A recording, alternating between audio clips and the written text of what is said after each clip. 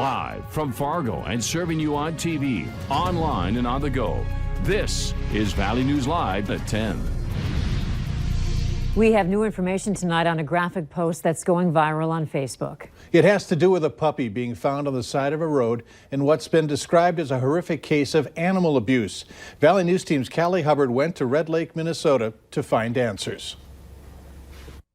But she heard that a dog was skinned alive and I guess left out on the road or something. I was at school and I was just going through Facebook and I seen it and it was kind of made me sad because who would do that? Leon and Marida are talking about a post that was the talk of the day. It was a post shared by Red Lake Rosie's Rescue, a nonprofit animal rescue in northwestern Minnesota. They said they were contacted about a dead dog that was found in the center of Panema Highway. Due to the graphic nature of the picture, we won't be sharing it on camera, but the rescue describes it as a 7-month-old German Shepherd named Smokey, who was someone's pet, found skinned, and left on the side of the road. That's not part of our culture. Our culture is whatever we hunt, we kill. You know, deer, some stuff we can live off, not puppies. Not puppies. Puppies are like man's best friend, I guess. Puppies are innocent, you know, defenseless, kind of like a child. Now, Red Lake Rosie's Rescue tells me that this isn't the only incident that has happened in the area. In fact, they are going to be releasing another post tomorrow where they say another dog was allegedly stabbed and run over with a car deliberately. In Red Lake, Callie Hubbard, Valley News Live. Red Lake Rosie's Rescue is also trying to get a reward going so they can find out who in the community skinned that puppy. They reached out to the Humane Society of the United States. They have not received permission yet to offer the reward. A startling scene earlier today at Fargo-Cass Public Health is no more. A lockdown was put in place around 1 this afternoon after officials believed an envelope was brought in containing an unknown substance. Law enforcement on scene investigated the substance and found there was no threat to the public. The person who brought in that envelope has also been cleared of any suspected wrongdoing. Good news tonight as a 15-year-old Grand Forks teenager who was missing for almost a week has been found safe. Jasmine Metcalf was reported as a runaway on April 25th, was believed to be in possession of meth. Police originally said that she had been picked up by 2 men in Minot. Well, as of tonight, Metcalf has been located and, as we said, is safe. Special assessments is a hot topic in most cities. Tonight, West Fargo released results from a survey of residents on how best to move forward. Valley News Team's Katie Opperly joins us now in the studio with the overall findings. Katie? Mike, Andrea, to no one's surprise, the overwhelming theme is that people think special assessments are high. They said they would like to see them paid in other ways. There's a willingness to pay higher sales taxes and higher lot prices. People also question where the money paid for special assessments goes.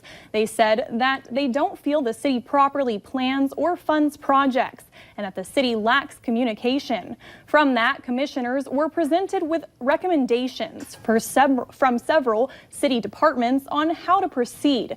They discussed prioritizing projects and defining costs before beginning a project. Another recommendation focuses on better communication between the city, its needs and growth projects, and the citizens of West Fargo. No formal decision was made tonight. City commissioners will take some time to consider the information and will decide at a later date. Mike? Thanks, Katie. This entire presentation from tonight's special assessments meeting will be on our website. You can go see it by going to valleynewslive.com. Police have arrested the parents of a 1-month-old child who died at the hospital in Williston. They say 18-year-old Hannah McMillan and 27-year-old Tank McMillan face felony charges. The little boy was not breathing on Friday when the child was transported to the hospital. Tonight, both are in the Williston jail on $1 million bond. The jury has the case but was unable to reach a verdict today in the case of a Minneapolis police officer who shot and killed an unarmed woman. Mohammed Noor was charged with murder and manslaughter in the July 2017 death of Justine Damond, a 40-year-old woman who had called 911 to report a possible rape behind her home. Prosecutors say Noor was not justified when he shot and killed Damond. His defense argues his actions were reasonable given all the circumstances. This morning, an attorney delivered closing arguments for the prosecution. In part, she said no recovering or healing can be done because Damond is dead. Over a dozen tickets were handed out today to people who were accused of distracted driving in Moorhead. It was the second day of the Busted by the Bus campaign. Law enforcement officials worked a 4-hour block focusing on distracted driving along 8th Street in Moorhead. The goal was to increase drivers' awareness around school buses and to enforce distracted driving laws. During the 2-day push this year, 29 drivers were cited for distracted driving. The Moorhead Police Department has collected over 120 pounds of medication as part of National Prescription Medication Take-Back Day.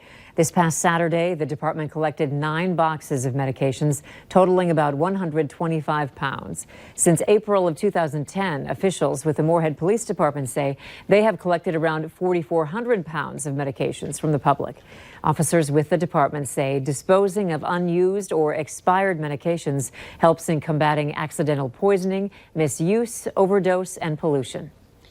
There's a rise in mental health needs among students, but schools aren't able to keep up and set up.